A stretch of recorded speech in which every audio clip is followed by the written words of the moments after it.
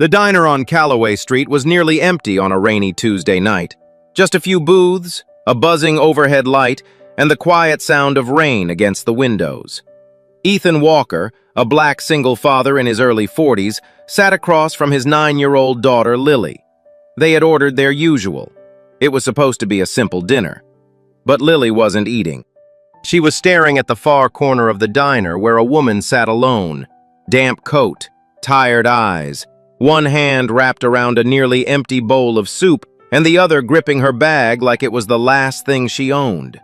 She wasn't asking for anything. She wasn't making a sound. She was just sitting there, eating as slowly as a person can eat when they're trying to make a meal last. Lily reached across the table and tugged her father's sleeve. "Dad," she whispered, "can we ask her to sit with us?" Ethan looked at his daughter, then at the woman, then at the rest of the diner, where a few heads had already begun to turn. He knew what it meant for a man like him to stand up and walk toward a woman he didn't know in a room full of people watching. He knew exactly how that could look. He picked up his napkin, folded it once, and set it on the table. Then he stood up. What happened next made the entire diner go silent. If you enjoy stories about real human kindness, the kind that's messy, honest, and hard-won, consider subscribing. A new story drops every week, and this one is just getting started. Ethan Walker was not the kind of man who made grand gestures. He ran a small property management and repair company out of a rented office on the east side of town. 3 employees, a beat-up work truck, and a client list built entirely on word of mouth. He fixed things. Leaky faucets, broken door frames, heating systems that gave out in January. He showed up on time, charged fair prices, and didn't talk more than the job required. That was his reputation, and he had spent years building it carefully, the way a man builds anything when he knows he doesn't get the benefit of the doubt. He was 42 years old. He had been raising Lily alone for 3 years, since the morning he woke up and the other side of the bed was cold in a way it had never been cold before. His wife, Dana, had died of a brain aneurysm at 38. Sudden, without warning, without a chance to say anything that needed saying. Ethan had stood at her graveside in a suit that no longer fit right and made himself a promise. He would not fall apart. Lily needed one parent left standing, and he intended to be that parent. So he stood. Every day he stood. He packed school lunches and attended parent-teacher conferences and sat through dance recitals where Lily forgot the second verse but kept smiling anyway. He learned how to braid hair well enough that Lily stopped wincing. He learned which nightlight she preferred and which brand of mac and cheese she would actually eat and what to say and what not to say when she woke up in the middle of the night asking for her mother. He learned that grief in a 9-year-old didn't always look like crying. Sometimes it looked like silence at the dinner table. Sometimes it looked like drawing the same picture of a woman with dark hair over and over again without explaining why. He did all of it without complaint, because complaining was not something Ethan Walker did. He handled what needed handling. He kept moving. And when there was no one to ask for help, he figured it out himself, because that was what he had always done, and that was what he intended to keep doing. But he was also a black man in a small American town, and he had learned, long before Dana died, long before Lily was born, that the world read him a certain way before he ever opened his mouth. He had learned to enter rooms carefully, to keep his voice even, to smile at the right moments and go still at others. Not out of fear, exactly, but out of a particular kind of exhaustion that came from knowing that a misstep, even a small one, even an innocent one, could cost him more than it would cost someone else. He had built his business on quiet reliability. He had built his reputation on showing up and doing exactly what he said he would do, nothing more and nothing less. In a town that had not always been generous in its assumptions about him, that consistency was the only argument he trusted. This was the man who stood up from his booth on a rainy Tuesday night and walked across the diner toward a woman he had never met.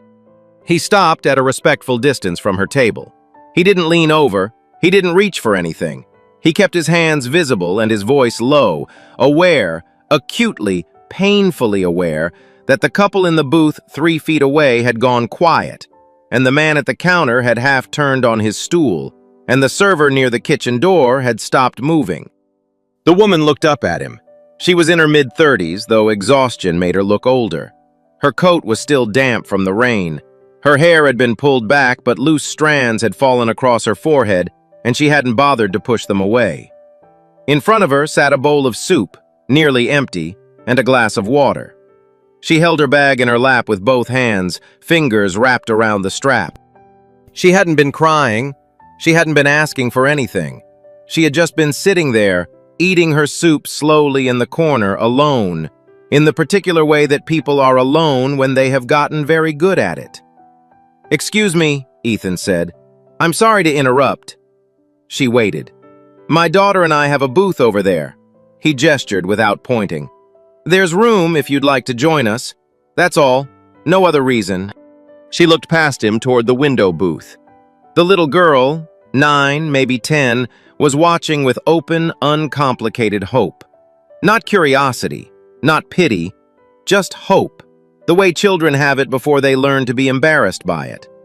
She looked back at Ethan. "Why?" she asked. The word came out more guarded than she intended, but she didn't take it back. Ethan didn't flinch. "My daughter saw you," he said. "She thought no one should have to eat alone on a night like this." A beat of silence passed between them. "I can pay for my own meal," the woman said. "I know," Ethan said.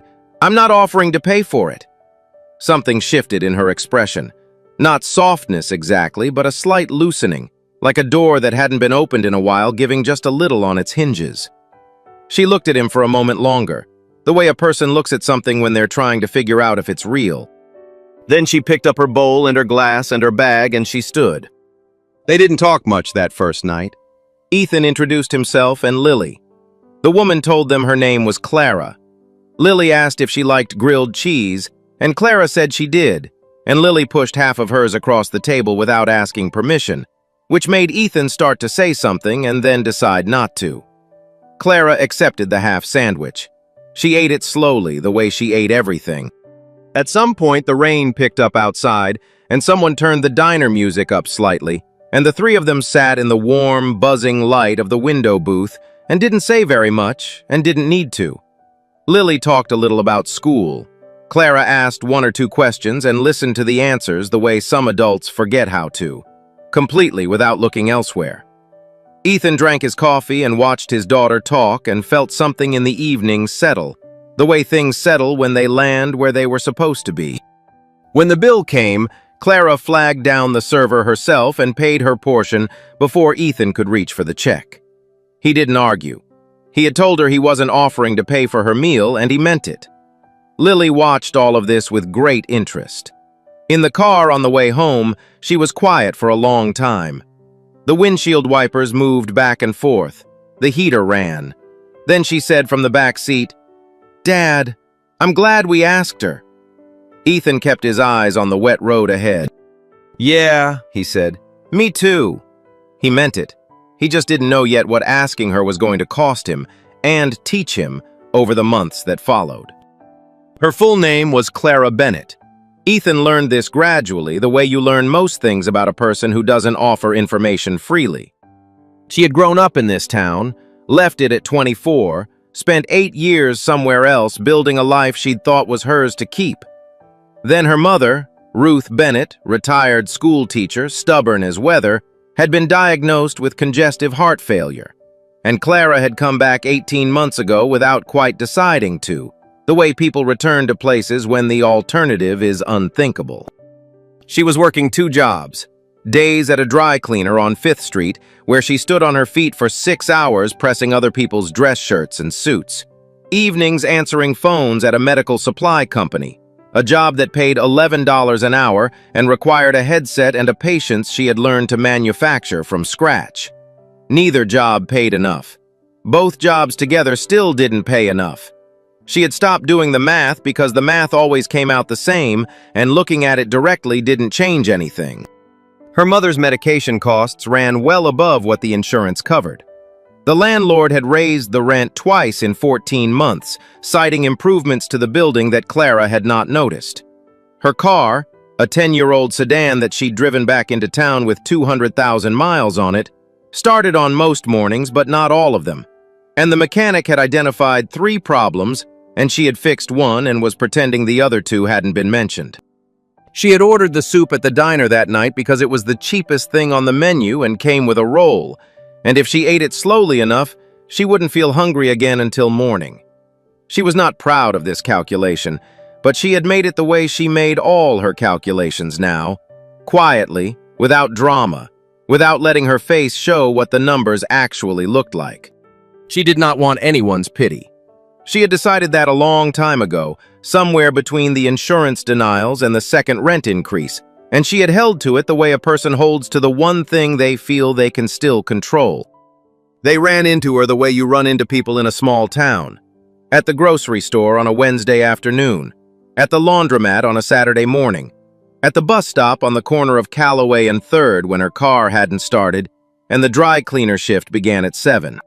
It was on one of those mornings, when Ethan had pulled over to offer her a ride to work and she had hesitated for exactly 3 seconds before climbing into the passenger seat with her bag in her lap and a travel mug of coffee she'd made at home, that she had seen the invoice.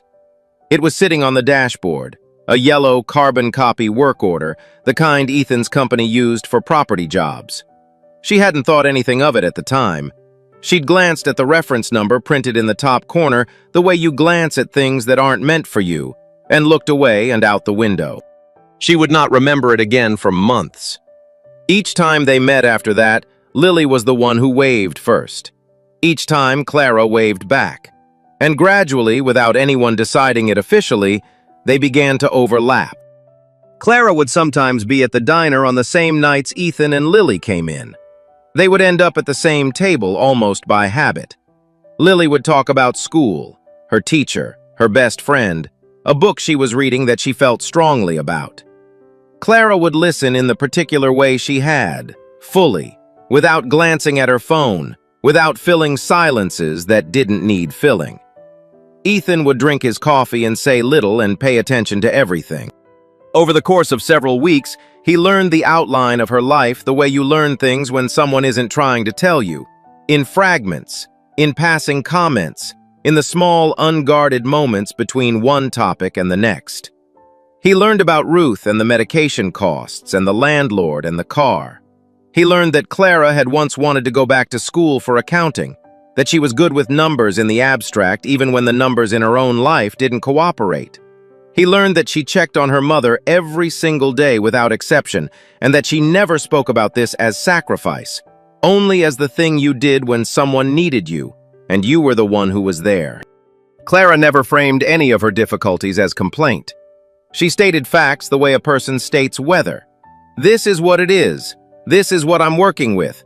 This is the temperature outside, and I have dressed accordingly. She never asked for anything. If anything, she seemed faintly allergic to the idea of needing something she couldn't provide for herself. Ethan noticed all of it. And something in him, something he told himself was simple decency, began to pull. He started small, and he told himself that was what it was. Small. He knew a property manager on the west side of town who had a vacancy coming up in a building Clara had once mentioned in passing, when she'd said her landlord had raised the rent, and she'd been looking around without much luck. Ethan didn't call in a favor exactly. He just mentioned her name the next time he crossed paths with the manager. Mentioned she was reliable. Mentioned that if he wanted a tenant who paid on time and caused no trouble, he might want to give her a call before listing the unit formally. It was the kind of thing people did for each other in small towns all the time. Ethan didn't think much of it. Then he ran into Marcus Webb. Marcus managed operations at a healthcare logistics company 2 towns over, a solid mid-sized outfit that handled medical equipment distribution across the region. They'd known each other for years, the way people in small adjacent towns accumulate mutual history without ever becoming close. They had coffee at a place on the highway and caught up on nothing important, and then Ethan mentioned, almost in passing, that he knew someone who was sharp, organized, and currently working 2 jobs that were well beneath her. Marcus said to have her send a resume to the operations inbox. Ethan didn't tell Clara that Marcus was expecting to hear from her. He mentioned, the next time he saw her, that he'd heard a logistics company over in Delwood was hiring for office and administrative positions, decent pay, stable hours, and that she might want to look into it. He gave her the name of the company. He let her find the listing herself.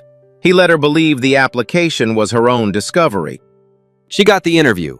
She did well. She got the job. She told Ethan about it over coffee one evening and called it good luck, said she hadn't expected to hear back so quickly, said maybe things were finally starting to turn around a little. Ethan said he was glad to hear it. He said nothing else. Then came the rent assistance. He had contacts at the county housing office, not because he'd ever needed them personally, but because years of property management work had put him in the same rooms as the people who ran those programs, and he understood how they worked and, more usefully, where they slowed down and why. He knew which caseworkers returned calls and which forms actually moved files forward. He made a few quiet phone calls and ensured that Clara's long-pending application, one she had filed 7 months earlier and assumed had gone nowhere, was looked at again, and looked at properly. She received a back payment assistance notice in the mail 2 weeks later and assumed the timing was bureaucratic coincidence, that something had simply clicked into place on its own. It hadn't. And then, the last one, the one that would eventually break everything open, he called in a genuine favor with a physician he'd done extensive renovation work for the previous year. The man sat on the board of a small charitable medical fund that provided supplemental coverage for patients whose treatment costs outpaced their insurance. Ethan asked him directly and without dressing it up to look at Ruth Bennett's file and see whether she qualified for assistance. The man said he would look. He looked. 2 weeks later, Clara received a letter informing her that a portion of her mother's ongoing treatment costs had been approved for coverage through a fund she had technically applied to 8 months earlier, an application she had assumed was lost or denied. She hadn't assumed that. She had known it went nowhere. She remembered filling out the form at her mother's kitchen table late on a Sunday night, remembered the envelope, remembered the silence that followed. She didn't question the letter. She sat in her car in the hospital parking lot and cried for 10 minutes. Not from sadness, but from the specific, exhausting relief of a weight that had been pressing for so long that when it lifted slightly, the body didn't know immediately what to do with the absence of it. Then she dried her face and went inside to sit with her mother. For a while, things looked better, genuinely better. Clara smiled more. Not the careful, managed smile she'd worn through most of the months Ethan had known her, the one that said, "I'm fine," without actually claiming it, but something more real, arriving without announcement. The tension that had lived in her shoulders, that specific load-bearing tightness Ethan had noticed from the very first night in the diner, seemed to ease by degrees. One evening she laughed at something Lily said, a long, unguarded laugh that clearly surprised even her, and for a moment looked almost startled by the sound of it. Lily noticed. She told her father on the drive home that Clara seemed happier lately. "She does," Ethan agreed. He felt in those weeks something he hadn't felt in a long time. Not pride, exactly.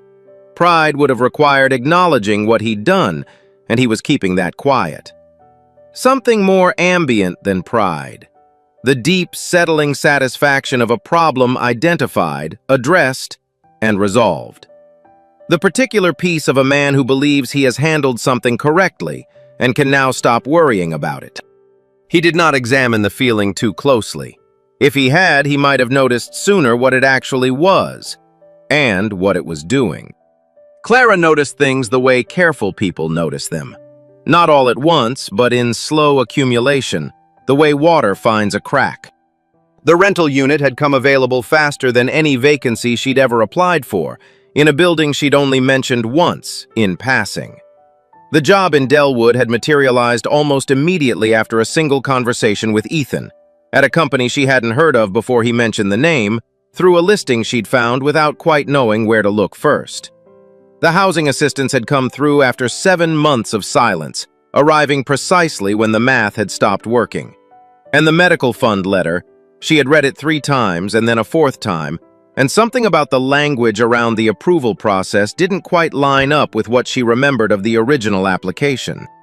She turned all of it over quietly. She told herself she was being paranoid. She told herself that good things happen sometimes, that patterns weren't always meaningful, that she had simply gotten used to things going wrong and was now struggling to accept that some things had gone right. Then she remembered the invoice. The yellow carbon copy on Ethan's dashboard the morning he'd given her a ride to work. She hadn't thought about it since. She pulled the medical fund letter out from the folder where she kept important documents, smoothed it flat on her kitchen table, and looked at the reference number printed in the upper right corner. She found the number she remembered from the invoice. She compared them. They matched. She sat with that for a full day. She went to work. She came home. She sat with her mother for an hour. She made dinner. She went to bed and stared at the ceiling and hoped, very specifically, that she was wrong. She wasn't. She became quieter after that, more deliberate.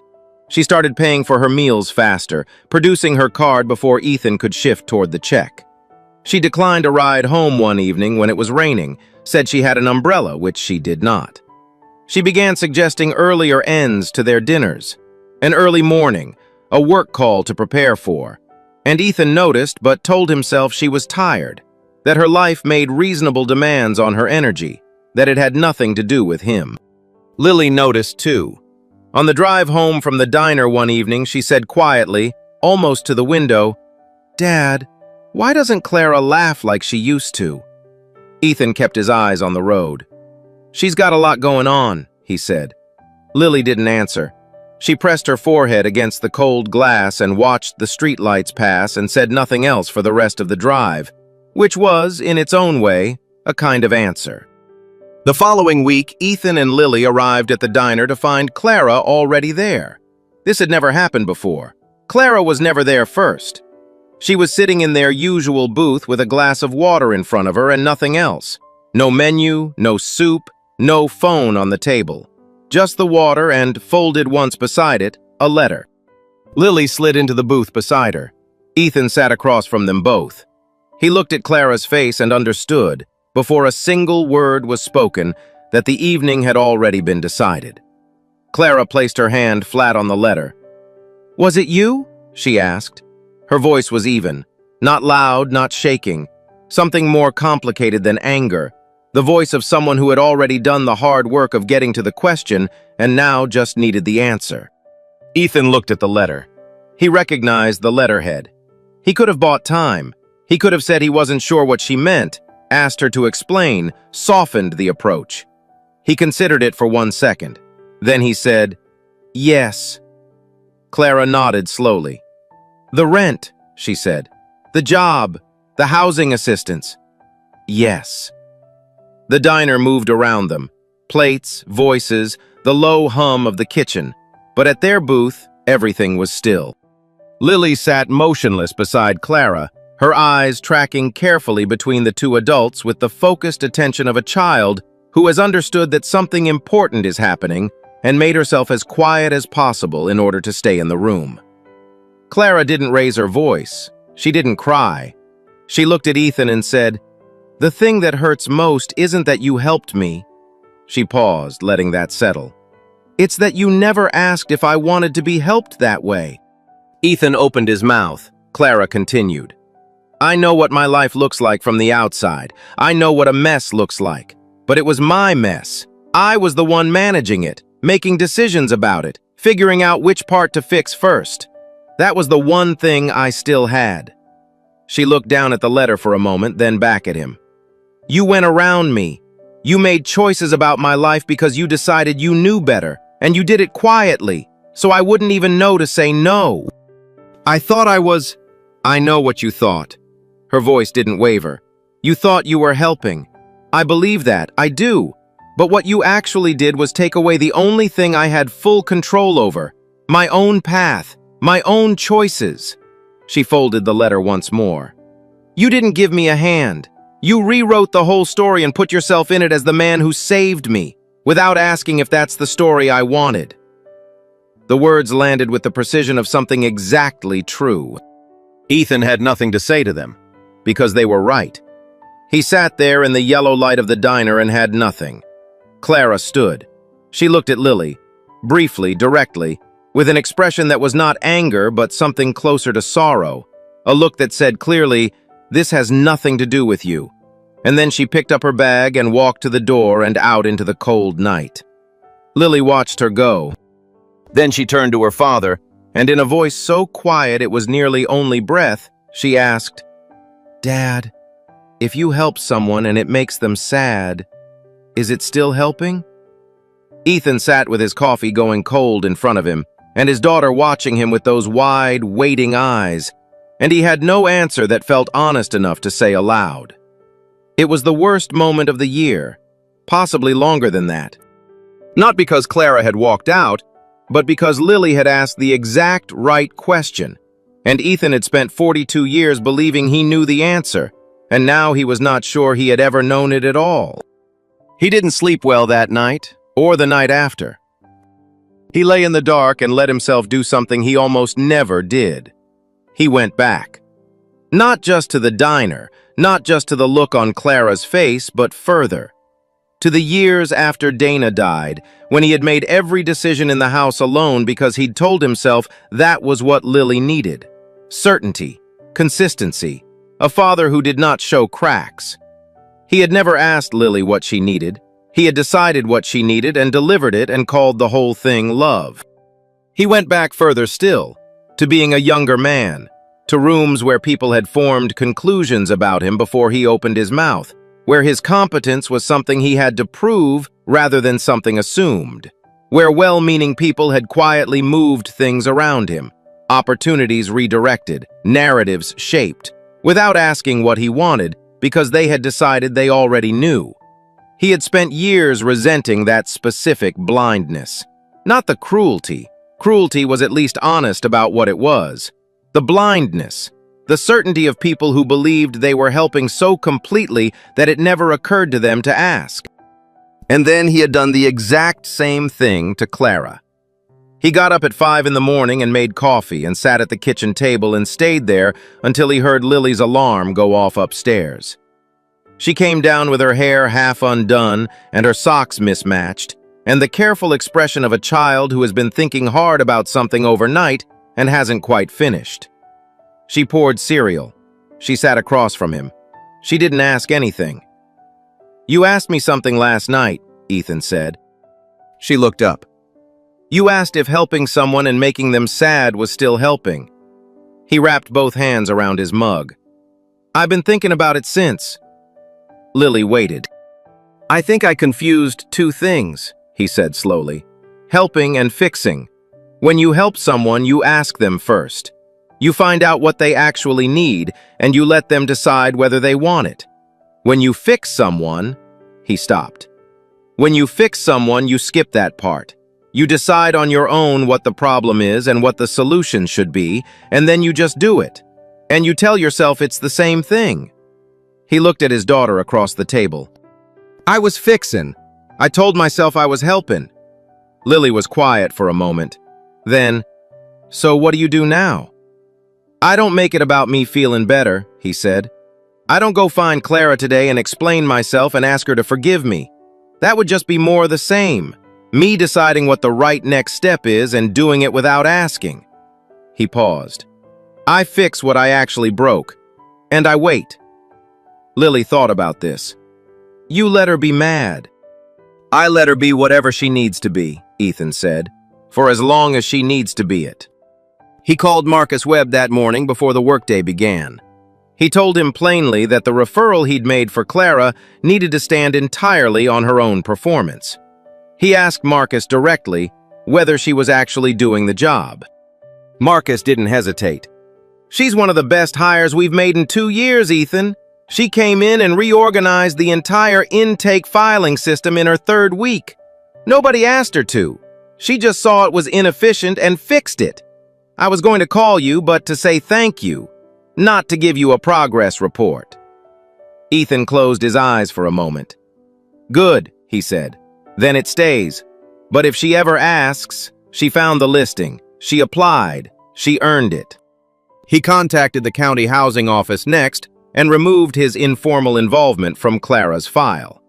He called the medical fund administrator and requested that all future correspondence related to Ruth Bennett go directly to Clara, with no reference to donor involvement or third-party facilitation of any kind. He told Clara none of this. That was the hardest part. Harder than the calls themselves. Harder than the acknowledgement of what he'd done. Every instinct he had said to tell her, to let the effort count for something, to be seen correcting the mistake. He sat with that instinct long enough to recognize it. The same need that had brought him here. The need to be the one who handled it. The need to remain in any version of the story, the person who made things right. So he said nothing. He went to work. He came home. He made dinner and helped Lily with homework and did the ordinary things that ordinary days required, and he waited without knowing what he was waiting for. 2 weeks passed before he saw Clara. It was a Saturday morning at the grocery store. She was in the cereal aisle. He was reaching toward the same shelf. They both stopped at the same moment and looked at each other across 18 inches of distance. Ethan stepped back and gave her room. He hadn't prepared anything. He had decided that preparing was just another form of control, arranging the words to produce a particular response, shaping the moment toward the outcome he wanted. So he said what was simply true. "I heard what you said. I'm sorry I didn't ask first." Clara looked at him for a long time. Her expression wasn't warm. It wasn't entirely closed either. It was the expression of someone making a careful measurement, taking stock of something without committing to a conclusion yet. "I know you meant well," she said finally. "That doesn't make it right," Ethan said. Something shifted in her face. Not forgiveness, not anything as complete as that, but a small movement. A recognition that he understood what he had actually done and was not working to minimize it or explain it away. "If I need help," Clara said, "I'll ask for it." "I'll be here," Ethan said, "and I'll wait until you do." She reached past him for the cereal she'd been about to take. She placed it in her basket. She moved on down the aisle without looking back. Ethan stayed where he was and let her go. Spring came. The days got longer. Then summer arrived and the town softened in the heat. And then fall came and the light changed the way light does in November, going golden and thin. And nearly a year had passed since a rainy Tuesday night at the diner on Calloway Street. Clara and Ethan did not return quickly to what they'd had. That wasn't possible, and neither of them tried to force it. But they were people who lived in the same small town, and moved through some of the same spaces, and over time, gradually, carefully, they became something again. Not what they'd been. Something rebuilt differently, on different ground. Lily had lunch with Clara once, just the two of them, because Lily had asked directly and Clara had said yes. Ethan stayed home. He did not ask Lily to tell him how it went. She told him anyway, the next day in the car, that Clara had ordered the grilled cheese. "Did she eat the whole thing?" Ethan asked. "Every bite," Lily said, with the deep satisfaction of someone whose faith in something has been confirmed. It was a Thursday evening in October when Clara called. Ethan was reviewing a lease at the kitchen table when his phone lit up with her name. He answered on the second ring. "My car died on Route 9, she said. "I've already called a tow, but it won't get there for 40 minutes and it's getting dark." "Where on Route 9? She told him. He was already looking for his keys. 12 minutes, he said. He drove to where she was standing on the gravel shoulder, her car's hazard lights still blinking weakly behind her. He pulled alongside her, she got in, and he drove back toward town. He didn't offer to look at the car. He didn't ask what was wrong with it, or suggest a mechanic or make any plans on her behalf. He drove. The heater ran. The road unwound ahead of them in the headlights. After a few minutes, Clara said, looking at the windshield, "Thank you." "Of course," Ethan said. They were quiet for a while. The town lights appeared on the horizon. Then Clara said, quietly, not quite looking at him. "You just came and got me, that's all." "That's what you asked for," Ethan said. She didn't respond, but something in the car shifted in the silence after that. Some last thin layer of distance dissolving in the warmth and the dark, and the simple fact of being driven home by someone who had finally learned when to stop. On a rainy evening in late November, nearly a year to the day from when it had all begun, Ethan and Lily walked into the diner on Calloway Street and found Clara already in their usual booth. She had ordered coffee. There were 3 menus on the table. Lily slid in beside her immediately, the way she always had, like no time had passed and none of it required comment. Ethan sat across from them. The rain came down outside. The light inside was the same warm yellow it always was, and it was the same buzzing overhead, and the same faint smell of coffee and something sweet from the kitchen. And for a moment, it felt like the whole year had been a long detour back to this exact table. They ordered. They ate. Lily was explaining a school project about the water cycle with the intensity she brought to things she genuinely cared about. And Clara was asking follow-up questions that showed she was actually listening. And Ethan was watching his daughter talk with her hands and thinking that somehow, despite everything he had gotten wrong this year, he had also managed to raise someone whose instincts were better than his own. Then Lily went quiet. He followed her gaze to the far corner of the diner. A woman sat alone in the same corner, under the same dim light between 2 booths. She was younger than Clara had been that first night, but the posture was identical. Shoulders drawn inward, hands wrapped around a bag held close, a bowl of soup in front of her that she was eating with great care, making it last. The practiced stillness of someone who had learned to take up as little space as possible and had come, over time, to apologize even for that. Lily looked at the woman. Then she turned to her father. She didn't whisper this time.